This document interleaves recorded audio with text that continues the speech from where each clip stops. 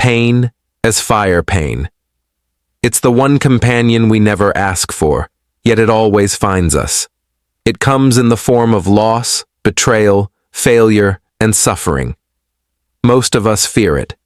We try to hide from it, to numb it, to pretend it's not there. But what if the very thing we run from is also the very thing that could make us stronger? The Stoics believed pain is not an enemy. It is the fire in which greatness is forged. Setting the stage, suffering is universal. Since the dawn of humanity, suffering has been a constant. Ancient Rome, with all its glory, was also filled with hardship, plagues, wars, political betrayal, exile, and death.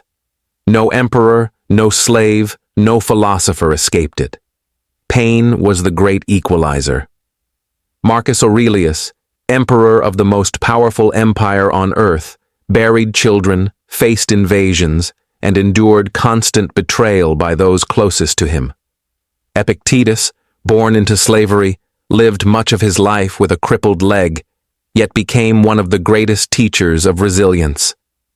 Seneca, one of Rome's wealthiest men, endured exile and political conspiracies, and met death at the order of his own student, Emperor Nero. For the Stoics, pain was not something unusual. It was expected. It was part of life itself.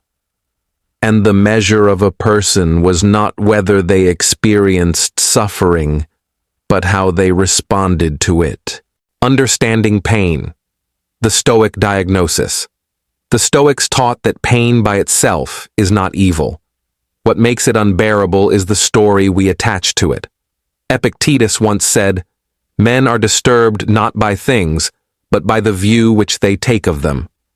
Pain hurts, yes, but suffering, that deep despair that lingers, comes from our judgment of pain. If you break a bone, the pain is real. But the thought, "My life is ruined," or "I will never recover," is what turns pain into torment. If you lose your wealth, the loss is real. But the thought, "I am worthless without it," is what enslaves you. The Stoics diagnosed the real danger not as the pain itself, but as our reaction to it. To them, pain was a test. It asked, will you crumble under its weight, or will you use it as a teacher? They believed pain exposes illusions. Many people chase comfort, wealth, and pleasure, thinking those things make them strong. But the moment life shakes them, their strength collapses like sand. Real strength is forged not in pleasure, but in trial. Pain is the fire that burns away weakness. And pain also reveals slavery.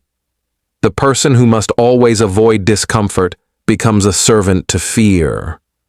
But the one who can endure hardship calmly is free. Freedom is not the absence of pain.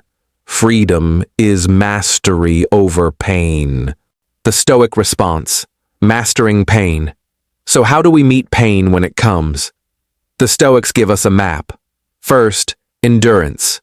Marcus Aurelius wrote in Meditations, "If it is endurable, then endure it." Stop complaining simple words, but profound. Not every pain is permanent. Much of it passes if we simply refuse to give it the fuel of resistance. Complaining adds weight to what is already heavy. Quiet endurance lightens the load. Second, acceptance. Epictetus, crippled from youth, told his students, "Do not wish for events to happen as you want them, but wish them to happen as they do happen, and your life will go well." Acceptance is not weakness, it is power. It means looking at pain squarely in the eye and saying, "You are here. I will not deny you, but you will not control me." Third, choice of attitude. Pain is real, but our attitude remains ours. Viktor Frankl, centuries later, echoed this Stoic truth when he survived Nazi concentration camps. He said, "Everything can be taken from a man but one thing, the last of the human freedoms, to choose one's attitude in any given set of circumstances. The Stoics knew this long before. Pain is not optional, but despair is. Transforming pain, turning wounds into wisdom. Pain doesn't just test us, it transforms us. If we allow it, every wound can become wisdom. The Stoics believed in reframing pain. Seneca said, "Difficulties strengthen the mind, as labor does the body." Every hardship is a chance to grow tougher, wiser, more patient. They also saw pain as discipline. Comfort breeds softness, but trials sharpen the soul. The athlete grows strong not by sitting on cushions, but by training against resistance. Life is no different. Our struggles are our training ground, and pain can make us teachers. The philosopher who has never suffered speaks only theory, but the one who has endured hardship speaks with authority. Epictetus could speak of slavery because he had lived it. Seneca could speak of loss because he had suffered it. Marcus Aurelius could speak of endurance because he practiced it daily. Pain makes us credible. Stoic practices, building strength through trials. The Stoics gave practical exercises to transform pain into strength.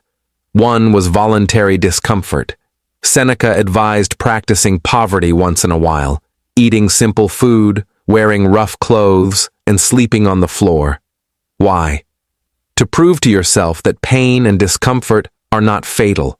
Once you taste hardship by choice, you fear it less when it comes uninvited. Another was negative visualization. Imagine losing what you hold dear. Imagine illness, exile, or death. Not to torture yourself, but to train your mind. When you picture loss, you become grateful for what you have. And when loss eventually comes, you are not destroyed, because you already rehearsed it. Daily reflection was another weapon. At night, Seneca would review his actions and ask, "What did I do well? What could I have faced better?" Reflection turns pain into lessons and mistakes into wisdom. And of course, memento mori, the reminder of death. Pain feels unbearable when we think life should last forever. But when we remember that all is temporary, even pain loses its sting. Marcus Aurelius reminded himself, "You could leave life right now." Let that determine what you do, say, and think. The transformation, strength forged by fire. When these practices are lived, something miraculous happens. Pain no longer breaks us, it remakes us. The Stoics compared life to the blacksmith's forge. Just as iron must endure fire and hammer to become a sword, so must we endure suffering to become strong.